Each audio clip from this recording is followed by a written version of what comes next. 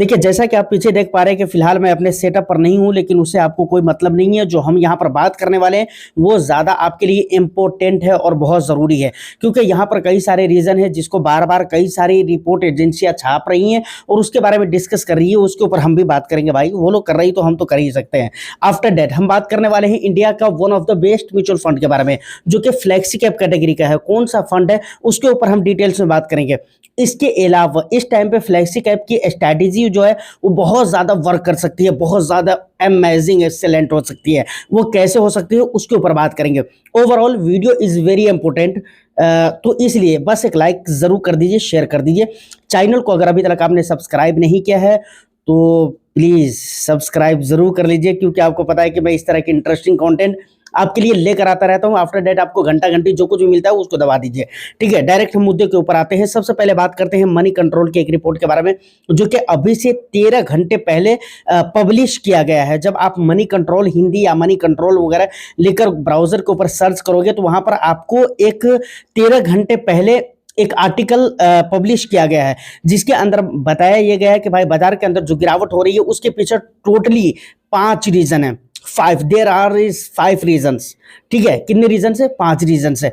उन्होंने इस चीज को इससे पहले के भी एक आर्टिकल में बताया हुआ था, वो 5 रीजन, जिसमें बताया हुआ था कि एफआईआईज फॉरेन इंस्टीट्यूशनल इन्वेस्टर्स लगातार इंडियन स्टॉक मार्केट के अंदर सेलिंग कर रहे हैं। सेकेंड रीजन की अगर मैं बात करूं तो ये कह रहे हैं कि ग्लोबल संकेत वो अच्छे नहीं आ रहे हैं। ग्लोबल मार्केट जैसे यूएस की मार्केट हो गई, यूरोप की मार्केट हो गई, उसके बाद इसकी वजह से मतलब ग्लोबल मार्केट बुरा है, इसकी वजह से इंडियन स्टॉक मार्केट बुरा चल रहा है। उसके अलावा इन्होंने ये भी कहा था वैल्यूएशन है, इसके अलावा और भी कई सारी चीज़ों को इन्होंने डिस्कस किया हुआ है। अभी 13 घंटे पहले उस आर्टिकल को पब्लिश किया गया है, जिसके बारे में इससे पहले इन्होंने पब्लिश किया था सेम चीज़ को, और मैं सेम चीज़ के ऊपर वीडियो भी बना चुका हूँ, आप लोगों को बता भी चुका हूँ। तो देखिए, कुल मिला जुलाकर कहने का मतलब क्या है, कहानी वही है, कुछ नया नहीं हो रहा है बाजार के अंदर भाई, और कुछ भी नया नहीं है। अगर आपको ऐसा लग रहा है कि कुछ नया हो रहा है या कुछ नया होने वाला है, तो ऐसा कुछ भी नहीं है, कुछ भी रीजन नहीं है, कुछ भी कारण नहीं है।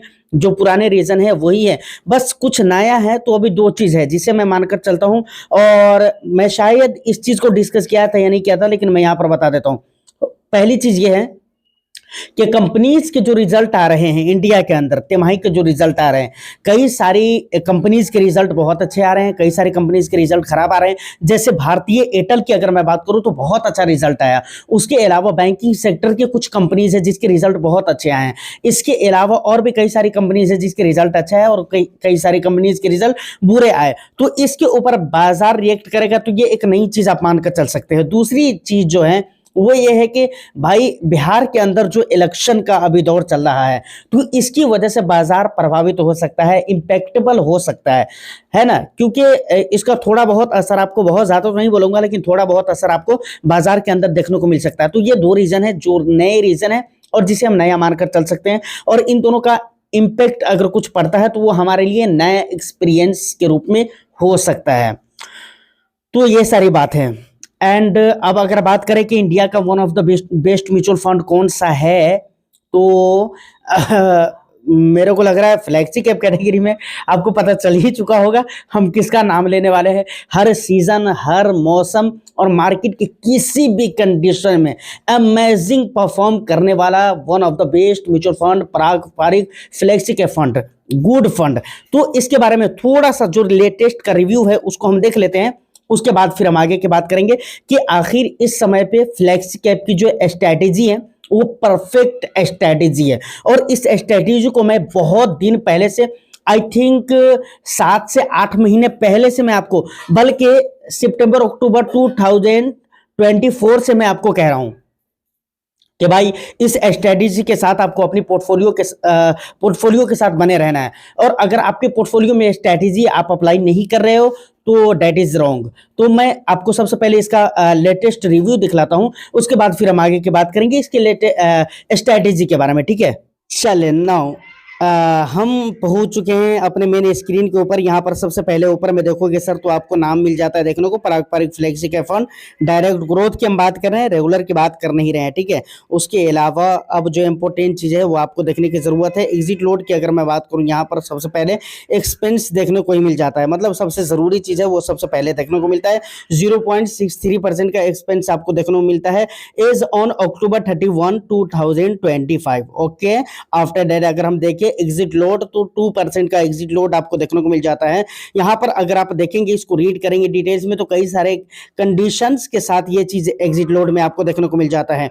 एवीएम की बात करें तो 1,19,723 करोड़ का एवीएम देखने को मिल जाता है, लेकिन पीरियड नील, ठीक है। उसके बाद अगर हम फंड एज की बात करें तो यहाँ पर 12 साल 5 महीने सिंस मई 2013 से हम बात कर रहे हैं, ठीक है। ओके, उसके बाद अगर बात की जाए बेंचमार्क इंडेक्स की तो निफ्टी 500 होगा ऑफ कोर्स, क्योंकि फ्लेक्सी कैप है तो भाई यहाँ पर यही होगा। उसके बाद इन्वेस्टमेंट की अगर मैं बात करूँ तो 1,000 रुपये से आप SIP और 1,000 रुपये से लमसम कर सकते हैं। That is a bonus point की 1,000 रुपये से आप लमसम कर सकते हो, ये एक अच्छी बात है। मतलब गरीब लोग भी भाई लमसम कर सकते हैं, हमारे जैसे गरीब, ठीक है।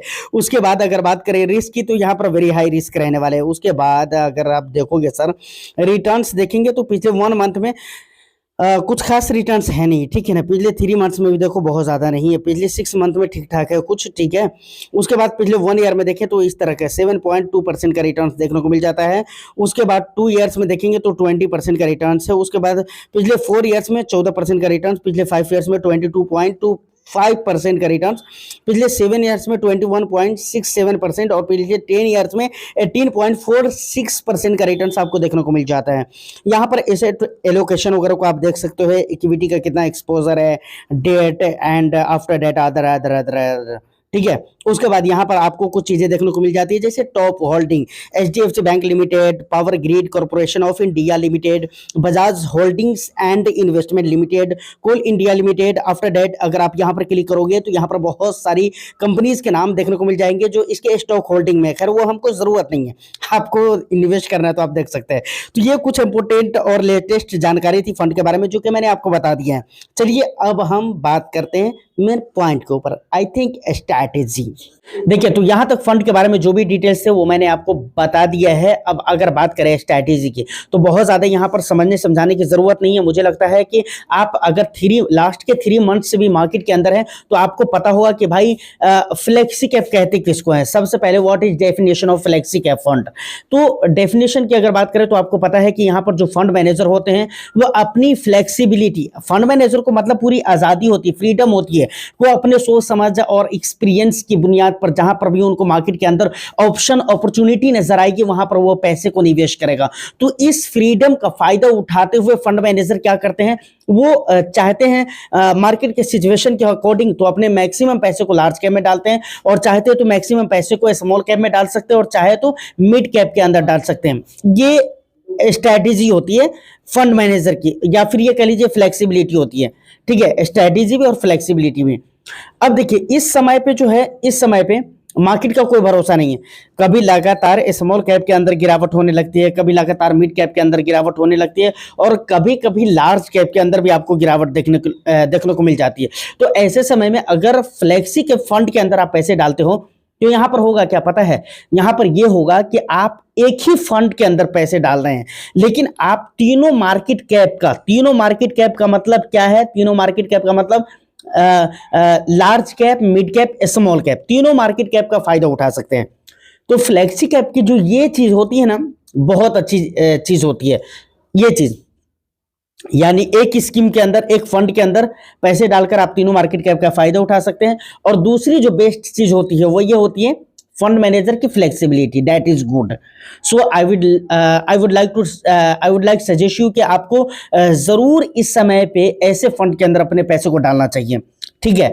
और खास तौर से उन लोगों के लिए मैं जरूरी कहना चाहूंगा जिन्होंने अपने रिस्क एपिटाइट को याद नहीं रखा, जिन्होंने किसी तरह से गलती की है, अपनी पोर्टफोलियो में एलोकेशन गलत तरीके से कर लिया है, बहुत ज़्यादा सेक्टर फंड है या ज़रूरत से ज़्यादा स्मॉल कैप का एक्सपोजर है, तो आपको तो ज़रूर ही करना चाहिए। और मेरी तरफ से ये स्ट्रॉन्ग सजेशन रहेगा कि भाई आपको ये चीज कर ही लेना चाहिए। अब एक लास्ट बात मैं आपको बताना चाहूंगा कि आने वाला सोमवार को मार्केट कैसा रहेगा। देखिए, बहुत ज्यादा इस पे गौर करने की जरूरत नहीं है और रिसर्च करने की जरूरत नहीं है। ओवरऑल मार्केट अगर एक दिन अच्छा रह भी जाए तो उससे आपका कुछ होने जाने वाला नहीं है। और अगर मैं बात करूं मंडे की, पर्टिकुलर मंडे की, तो मुझे अपने हिसाब से ये लगता है कि भाई मार्केट के अंदर बहुत ज़्यादा गिरावट भी शायद देखने को ना मिले और बहुत ज़्यादा पॉजिटिविटी भी देखने को ना मिले। देखते हैं कैसा रहता है सोमवार को, मंगल को, या पूरा वीक हम देखते हैं कि भाई कैसा रहता है। सेम इसी तरीके से वोलेटिलिटी बनी हुई रहेगी। बाकी कुछ नया नहीं हो रहा है और मैं पढ़ने की भी कोशिश कर रहा हूँ कई सारे आर्टिकल्स को, तो वहाँ पर कुछ नई चीज़ देखने को नहीं मिल रही है। आपको मैंने मनी कंट्रोल का नाम बताया है ना, आप जाकर चेकआउट कीजिएगा 13-14 घंटे पहले, जब मैं ये वीडियो शूट कर रहा हूँ तो 13 घंटे पहले। और शायद आप जब ये वीडियो देखेंगे तो वहाँ पर टाइम काफ़ी ज़्यादा हो सकता है कि 14, 15, 16 घंटे भी हो सकते हैं, 18-20 घंटे भी हो सकते हैं। लेकिन आपको वो आर्टिकल मिल ज़रूर जाएगा, ठीक है। तो उसको आप रीड करिए, रीड करने से एक्सपीरियंस आपका गेन होगा, एक्सपीरियंस बढ़ता जाएगा। तो यहाँ तक वीडियो में जो भी इंपॉर्टेंट बातें थी मेरी तरफ से मैंने आपको बताने की कोशिश की है। लेकिन आपको अगर लगता है कि कुछ छूट गया है, कुछ और भी ऐड होना चाहिए, so you will suggest me, no doubt. और मैं इंशाल्लाह उसको क्या कहते हैं कि आपको रिप्लाई भी करूंगा। और क्या कहते हैं, अगर इतना इंपॉर्टेंट रहा तो उसके ऊपर हम एक डेडिकेटेड वीडियो भी लेकर आएंगे। आप चाहें तो कमेंट सेक्शन में या फिर इंस्टाग्राम पे आप मुझे डीएम भी कर सकते हैं। मैं फिर मिलता हूं किसी नेक्स्ट एंड इंटरेस्टिंग वीडियो में। So please subscribe the channel and press the bell icon. Thank you for watching.